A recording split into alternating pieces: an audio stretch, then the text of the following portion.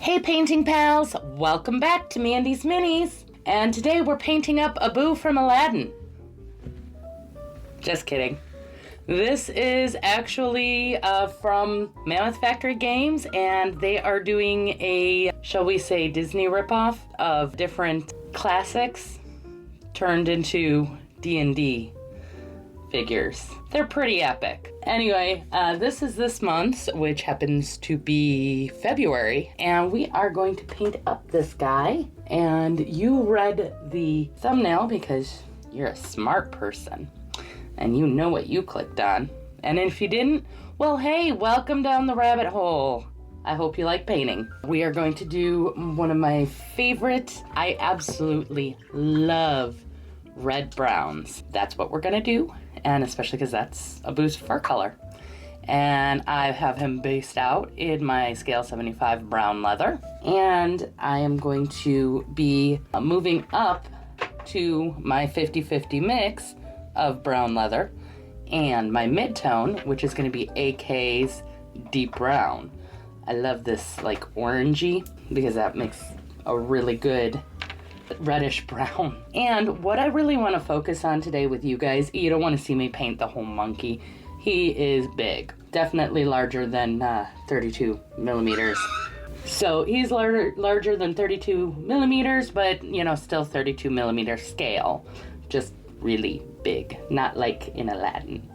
So what I want to focus on is showing you how to paint just this little area where, guess what, there is no fur texture. But if we can show a quick image of Abu so we can see his coloring, and that his fur goes all the way down his legs, even though they're not sculpted that way.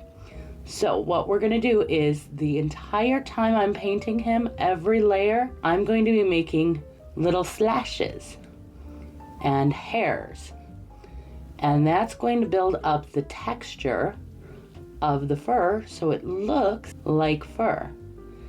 And one of the big things when you're doing fur is directionality matters. Meaning that if you look at an animal, their fur always lays a particular way. In the case of the legs, it's usually going down. But if you look at, like, say, a cat's body while it's laying, the fur might go across instead of down. Now, these are not really fine lines, and that's because I'm not really relying on these to be the biggest part of the texture. I'm really just mostly relying on this to bring the color and to get us started. You know, there's a little bit of texture going on, and then as we build that up, that'll build up the texture and the look even more. And that did not do a whole lot of color change, so I'm actually going to do a second coat on that. And yes, you'll notice I am not going around to do the full model. I'm pausing on you. We're gonna try and go straight through and just knock out this leg, and then I'll go back and do the rest.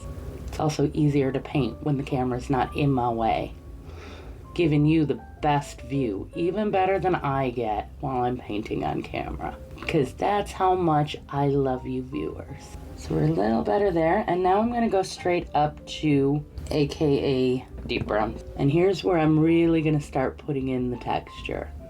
So I want these lines to be quite a bit thinner.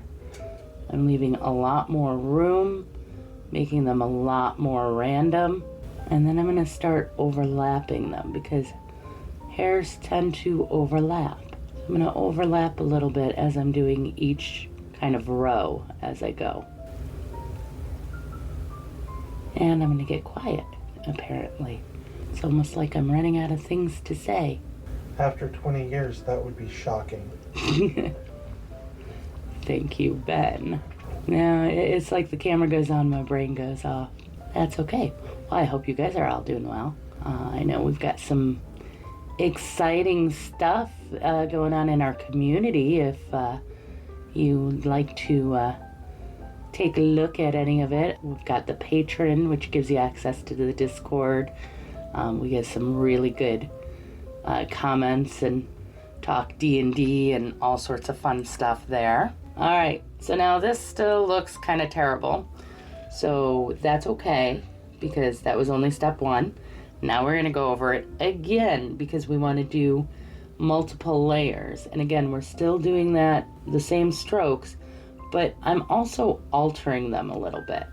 So now I'm gonna kind of overlay them, because as much as hair tends to fall in one steady direction, they do sometimes get out of place and they do overlap quite a bit. So that's what we're gonna do, and that's going to make it look a little bit more full, and you're gonna get a little less of the texture coming through at this point, but it will still give us more of that look we're going for. Okay, and we are still doing layering as we're doing this. So if you notice here where we're gonna go into a shadow, I'm not doing as much. I'm gonna do a little bit more over here so you guys can see. But I wouldn't do a second coat over that, because that place should still be darker than this, and here we're kind of brightening it up by doing a second coat. So that's really what we want to stick with. As I was saying before, our Patreon and Discord, where we have our community chats, we talk a lot about D&D, miniature painting, inspiring ideas. Obviously, we really focus on having an uplifting and motivating experience, giving each other suggestions and ideas, and helping inspire and push you, especially if you have trouble or struggling with getting your motivation on. You know, that's where we really want to focus with our community, and we have a lot of fun doing it. So if you'd like to check that out, feel free. It's down in the description, and while you're down there, you can of course subscribe and like and send me a comment. I respond to all comments, and I absolutely love spending time with you and the community and chit-chatting, and that's what I'm here for. But now I'm going to start getting into highlights, and I am going to do 20 for the next highlight. And yes, this is going to be a 50-50 mix, and this is Huge Miniatures. Now, if you don't know Huge Miniatures, that's okay. They're a newer company. I did get this and met them at Adepticon. Very nice couple that run it and actually make the products themselves. So that's pretty neat. But if you are a beginner, this paint is not for you. It is very thick, and you really have to know how to utilize and mix that and thin it out properly. And you know what? The studio actually has been so cold, I think this might have gone bad. I'm gonna pick a different color. Something along those same lines. So I'm gonna do Middlestone, which is AK Interactive, and it's much more beginner friendly. And yes, I am doing a 50-50 mix to start with. And again, I'm just going to pick out the highlight areas. Well, we know from my hair videos, hair kind of highlights a little bit different, and it tends to go in lines and smaller areas. But as far as on an animal, with it all being fur, it kind of highlights a little different. So we're going to rely more on traditional highlighting rather than focusing on painting it like hair. But again, layers, so I'm doing a smaller area. Get my brush reshaped so I can get some fine lines here. We want to make sure that we're getting some nice thin lines. And the way you do that is making sure you have more water in your brush. You got to have plenty of water. And you've got to make sure that you're doing quick, light touches. You don't want to push too hard. The more you push and the more pressure you put from the brush onto the model, the heavier everything's going to be. So we want to make sure we're keeping it nice and light. Getting some more water on my brush, because again, we want lots of water. And I'm going to come in and do a second coat of that. And you'll notice that these in-between tones don't really stand out a whole lot. And that's on purpose. That is our blending. That's how we're kind of making it so it doesn't look choppy. And now I'm coming in with the straight middle stone, and I'm just going to do those fine lines. Want to pick out just a few hairs to really mark the highlight and the highlight areas. And you'll notice I'm taking a lot more care with this step, the highest highlight, because that's really where our texture comes in the most, since that one's the one on top. And I'm making sure that those stay much thinner than I did on the last one. And that's it. We can go ahead and call it there. However, you guys know me, I always like to take it a step further. So we're gonna do one more step, and that is to go backwards. I'm actually taking my 50-50 mix of the brown leather and the deep brown. So this was my secondary shadow color. And I'm just gonna come in and bring in some more of the dark just to help bring out this shadows, you know, because you can see shadows between the hairs.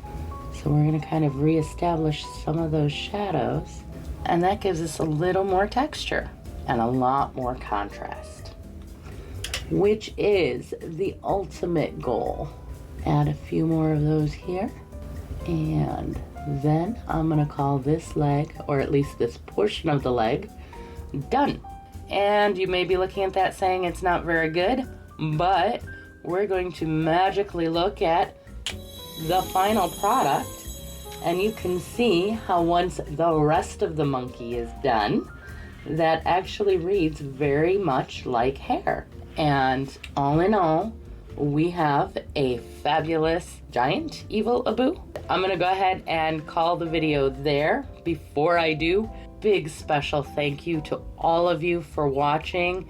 Congratulations if you made it to the end. You're the best of the best, and I absolutely love you. And the rest of the best would be our patrons. And a very, very special thank you to them. I love chatting with all of you, and I can't wait to continue our conversation. Last conversation we were in was discussing some LARPers who accidentally disrupted a police investigation, contaminating the scene on accident. So if that sounds like any fun, definitely join us. We'd love to have you. Until next time, have fun and keep creating.